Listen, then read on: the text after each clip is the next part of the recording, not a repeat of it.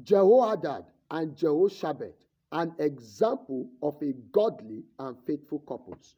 Our Bible text will be taken from the book of 2 Chronicles chapter 22. We will start reading from verse 10 to 12 first. 2 Chronicles chapter 22 verse 10 to 12. But when Athaliah, the mother of Ahaziah, saw that her son was dead, she arose and destroyed all the seed royal of the house of Judah. And Jehoshabeth, the daughter of the king, took Joash, the son of Ahaziah, and stole him from among the king's sons that were slain, and put him and his nurse in a bedchamber. So Jehoshabeth, the daughter of King Jehoram, the wife of Jehoadad, the priest, for she was the sister of Ahaziah, hid him from Athaliah, so that she slew him not. This was a period whereby a woman, a queen mother, stood up to kill all the children. Even though that child was not her own, she stood to defend, she and her husband. And we'll see also, if you read 2 Chronicles chapter 23, 1 to 24, how Jehoadad was able to help this child to grow, nurture him in the way of the Lord, and end up bringing him back to the palace and made him a king. Praise the name of the Lord. One, he made the cause of God his vision and purpose for living.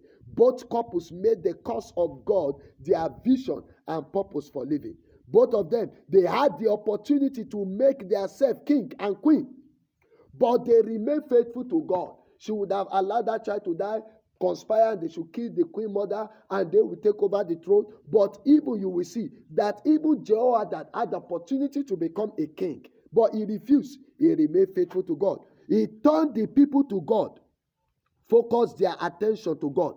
The Jehoadad turned the people to God, focused their attention to God. 2 Chronicles chapter 23, if you read verse 16 to 17, and Jehoadad made a covenant between him and between all the people and between the king, and they should be the Lord's people. He did not call the attention to himself. He called the attention of the people to God. Then all the people went to the house of Baal and broke it down and break his altar and his image in pieces, and slew Matan, the priest of Baal, before the altar. Praise the name of the Lord. Did not turn the kingdom to himself. Jehoiada did not turn the kingdom to himself when he had the opportunity. He did not allow the situation surrounding the vision of God make him to back down. No. Look at the wife. The situation, she did not back down. Likewise, the husband, both of them did not back down. The 2 Chronicles 23 verse 8. 2 Chronicles 23 verse 8. So the Levite and all the Judah did according to all the things that Jehoiada the priest had commanded, and took every man his men that were to come in on the Sabbath, with them that were to go out on the Sabbath. For Jehoiada the priest dismissed not the curses. Praise the name of the Lord. He did not dismiss the curses. Praise the name of the event that will take place. He served the king, even though he installed him and made him king. Even though him and his wife, they tried. The wife saved the life of the king, the life of the child, which him trained the child and installed him to become king based on human effort. Yet was humble in service. Yet they were humble in service. He restored the house of God. 2 Chronicles 23 verse 18 to 19. We read he restored the house of God. Also Jehoiada appointed the offices of the house of the Lord by the hand of the priest, the Levite,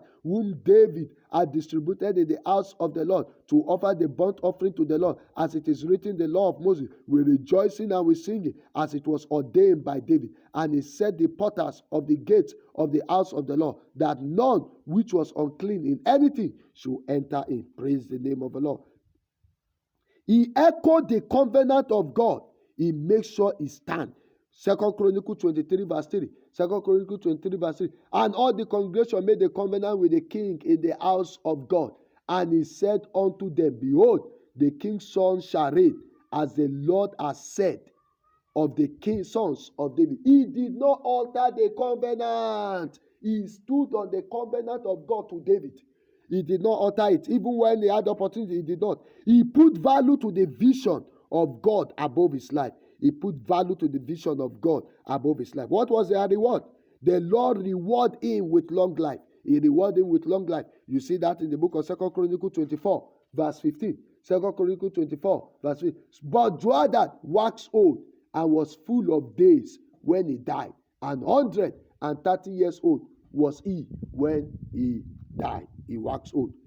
Though a priest, but as his lot and portion with the king. Why? He did not alter the covenant of God. He knew what God demanded, and he's not his son.